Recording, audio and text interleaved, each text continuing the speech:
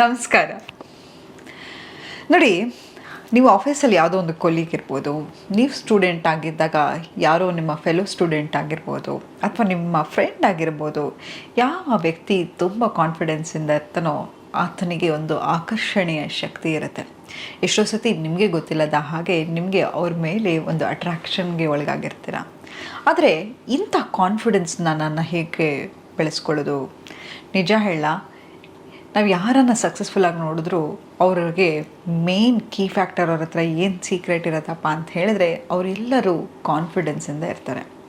ಆದರೆ ಕೆಲವು ಸತಿ ನಾವು ಬೆಳೆತಕ್ಕಂತಹ ವಾತಾವರಣ ಆಗಿರ್ಬೋದು, ನಾವು ಪಟ್ಟಿರ್ತಕ್ಕಂತಹ ಕಷ್ಟ ಆಗಿರಬಹುದು, ಅಥವಾ ನಮ್ಮ ಬ್ರೈನ್ ವೈರ್ ಸಿಸ್ಟಮ್ ಏನಿರುತ್ತೋ ಅದೆಲ್ಲವೂ ನಮ್ಮ ಕಾನ್ಫಿಡೆನ್ಸನ್ನು ತುಂಬಿಸ್ತಾ ಹೋಗುತ್ತೆ.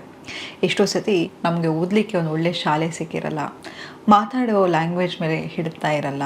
ಕೆಲವು ಸತಿ ನನಗೆ ಇಂಗ್ಲೀಷ್ ಬರಲ್ಲ, ನನ್ನ ಕಾನ್ಫಿಡೆನ್ಸ್ ಕೂಗ್ತಾ ಇರುತ್ತೆ.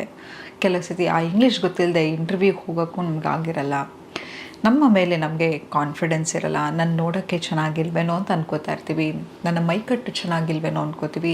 ಹೀಗೆ ಏನೋ ಒಂದು ನಮ್ಮ ಮನಸ್ಸಿನ ಮೇಲೆ ನಾವೇ ಒಂದು ಭಾರವನ್ನು ಹೇರಿಸ್ಕೊಂಡು ಎಲ್ಲಾದರೂ ಹೋಗಿ ಒಬ್ಬರ ಹತ್ರ ಮಾತಾಡಬೇಕು ಅಂತ ಹೇಳಿದ್ರು ಆ ಕಾನ್ಫಿಡೆನ್ಸೇ ನಮಗೆ ಬರ್ತಾ ಇರಲ್ಲ.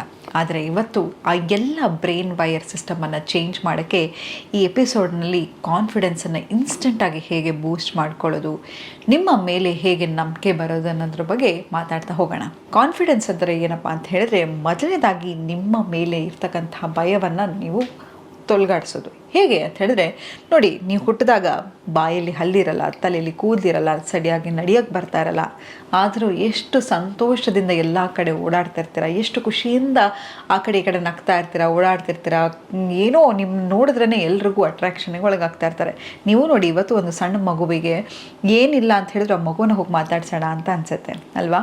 ಆ ಎನರ್ಜಿ ಮಗುಗಿರುತ್ತೆ. ಅಂಥದ್ರಲ್ಲಿ ಬೆಳೀತಾ ಬೆಳೀತಾ ನಾವು ಯಾಕೆ ನಮ್ಮ ಮೇಲೆ ಇಷ್ಟೊಂದು ಭಾರವನ್ನು ಹೊರಿಸ್ಕೊತಾ ಹೋಗ್ತೀವಿ?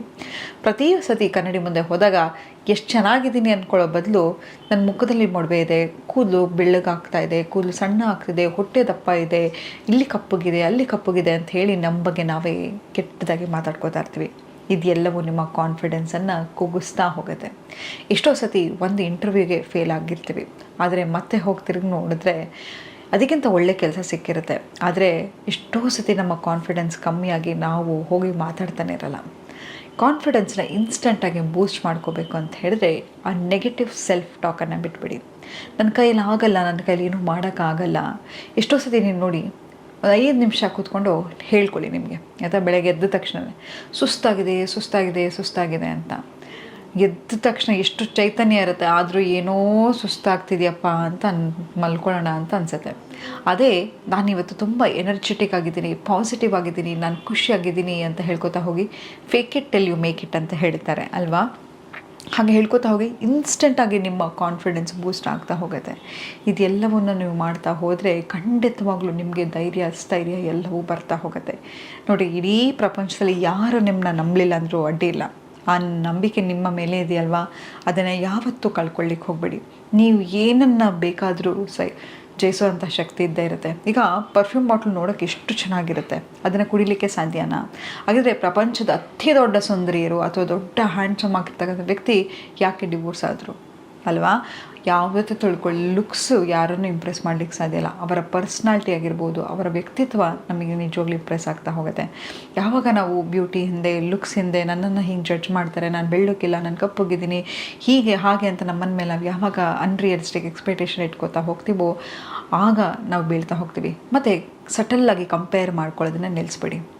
ನೋಡಿ, ಇವತ್ತು ನಿಮ್ಮ ಮುಂದೆ ನಾನು ಕೂತು ಮಾತಾಡ್ತಿದ್ದೀನಿ ಅಂತ ಹೇಳಿದ್ರೆ ಎಷ್ಟೊಂದು ಮೇಕಪ್ ಮಾಡಿರ್ತೀವಿ, ಲೈಟ್ ಎಫೆಕ್ಟ್ ಹಾಕಿರ್ತಾರೆ, ಇದು ಯಾವುದೂ ರಿಯಾಲಿಟಿ ಅಲ್ಲ. ಎದುರುಗಡೆ ನೋಡಿದಾಗ ಅಯ್ಯೋ ನೀವು ನಿಜವಾಗ್ಲೂ ಟಿ ವಿಲಿ ನೋಡೋಕ್ಕೆ ಬೇರೆ ಥರ ಇದ್ದರೆ ಎದುರುಗಡೆ ನೋಡೋಕ್ಕೆ ಬೇರೆ ಥರ ಇದ್ದಾರೆ ಅಂತ ಹೇಳ್ಕೊತೀವಿ ಅಲ್ವಾ? ಎಷ್ಟೋ ಸತಿ ಆಗಿದೆ ಅಲ್ವಾ? ಯಾವುದೇ ಒಂದು ಹೀರೋಯಿನ್ ಆಗಿರಲಿ, ಯಾರೇ ಒಬ್ಬರು ಇನ್ಸ್ಟಾಗ್ರಾಮಲ್ಲಿ ಫೋಟೋ ಹಾಕಿದ್ರು 100 ರೀತಿ ಫಿಲ್ಟರ್ ಹಾಕ್ತಾರೆ. ಇದು ಯಾವುದೂ ನಿಜ ಅಲ್ಲ. ಸಟಲ್ಲಾಗಿ ಕಂಪೇರ್ ಮಾಡ್ಕೊಳ್ಳೋದನ್ನ ಖಂಡಿತವಾಗ್ಲೂ ನಿಲ್ಲಿಸ್ತಾ ಹೋಗಿ, ನಿಮ್ಮ ಮೇಲೆ ನಿಮಗೆ ಕಾನ್ಫಿಡೆನ್ಸನ್ನು ಇಟ್ಕೊಳ್ತಾ ಹೋಗಿ. ಪವರ್ ಪೋಸ್ ಎಫೆಕ್ಟ್ ಅಂತ ಕರೀತಾರೆ. ಆಮಿ ಕಡಲ್ಸ್ ರಿಸರ್ಚಲ್ಲಿ ಇದನ್ನು ಪ್ರೂವ್ ಮಾಡಿದ್ದಾರೆ. ಏನಪ್ಪ ಅಂತ ಹೇಳಿದ್ರೆ, ನಾವು 1-2 ನಿಮಿಷ ಸ್ಟ್ರೇಟಾಗಿ ನಿಂತ್ಕೊಂಡು ನಮ್ಮ ಶೋಲ್ಡರ್ಸನ್ನು ಅಡ್ಜಸ್ಟ್ ಮಾಡಿಕೊಂಡು ಸ್ಪೈನನ್ನು ಎರೆಕ್ಟ್ ಮಾಡಿ ಕೂತುಕೊಳ್ಳುವಾಗಲಾಗಲಿ ನಿಂತ್ಕೊಳ್ಳುವಾಗಲಿ ಮಾತಾಡಿದಾಗ ನಮಗೆ ಗೊತ್ತಿಲ್ಲದ ಹಾಗೆ ಕಾನ್ಫಿಡೆನ್ಸ್ ಬರ್ತಾ ಹೋಗುತ್ತೆ. ಯಾಕಂತ ಹೇಳಿದರೆ the way we talk, the way we walk ಎಲ್ಲವೂ ಕೂಡ ನಮ್ಮ ಕಾನ್ಫಿಡೆನ್ಸನ್ನು ಬೂಸ್ಟ್ ಮಾಡ್ತಾ ಹೋಗುತ್ತೆ. ನಾನು ಹೀಗೆ ಕೌಚ್ ಮೇಲೆ ಹಿಂಗೆ ಕೂತ್ಕೊಂಡು ನಿಮ್ಮ ಹತ್ರ ಮಾತಾಡ್ತಾ ಇದ್ದರೆ ನಿಮಗೆ ನನ್ನ ಮಾತು ಕೇಳಬೇಕು ಅಂತ ಅನ್ಸುತ್ತಾ? ಅವ್ರ ಬಾಡಿ ಲ್ಯಾಂಗ್ವೇಜೇ ಏನೋ ಅವ್ರು ಏನು ಹೇಳ್ತಾ ಇದ್ದಾರೆ, ಅವ್ರ ಕಾನ್ಫಿಡೆನ್ಸ್ ಇಲ್ಲಪ್ಪ ಅಂತ ಅನಿಸುತ್ತೆ. ಹಾಗೆ ನಮ್ಮ ಬಾಡಿ ಲ್ಯಾಂಗ್ವೇಜನ್ನು ಸಟಲ್ಲಾಗಿ ಅಬ್ಸರ್ವ್ ಮಾಡ್ತಾ ಹೋಗ್ತಾರೆ. ಎಕ್ಸಾಂಪಲ್, ನೀವು ಒಂದು ಇಂಟರ್ವ್ಯೂಗೆ ಹೋಗ್ತೀರಾ ಅಂತ ಇಟ್ಕೊಳ್ಳಿ, ಪದೇ ಪದೇ ಹಿಂಗೆ ಕೂದಲು ಮುಟ್ಕೋತಾ ಇರೋದು, ಪದೇ ಪದೇ ಮುಖ ಮುಟ್ಕೊಳ್ತಾ ಇರೋದಾಗಿರ್ಬೋದು, ಕೈ ಕಾಲು ಹಿಂಗೆ ಇಟ್ಕೊಳ್ಳೋದಾಗಿರ್ಬೋದು, ಇದೆಲ್ಲವೂ ನೀವು ನರ್ವಸ್ ಆಗಿದ್ದೀರಾ ಅನ್ನೋದನ್ನು ತಕ್ಷಣ ತೋರ್ಸೋಕ್ಕೆ ಶುರು ಆಗಿಬಿಡುತ್ತೆ.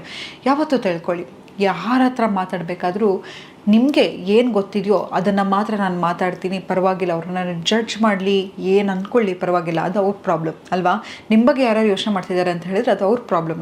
ನನಗೆ ನಾನು ಏನು ಮಾತಾಡ್ತೀನಿ ಅನ್ನೋದ್ರ ಮೇಲೆ ಕಾನ್ಫಿಡೆನ್ಸ್ ಇದೆ. I can do it, I will do it, I am very confident ಅಂತ ನಿಮಗೆ ನೀವು ಹೇಳ್ಕೊತಾ ಹೋಗಿ. ಖಂಡಿತವಾಗ್ಲೂ ನೀವು ಯಾವಾಗ ಹೇಳ್ತಾ ಇರ್ತೀರ, ಅದನ್ನೇ ಹೇಳಿದೆ, fake it till you make it ಅಂತ, ಅದನ್ನೇ ಪದೇ ಪದೇ ಪದೇ ಹೇಳ್ಕೊತಾ ಇದ್ದಾಗ you will be able to do it. ಆ ಸೆಲ್ಫ್ ನೆಗೆಟಿವ್ ಟಾಕನ್ನು ಬಿಡ್ತಾ ಹೋಗಿ.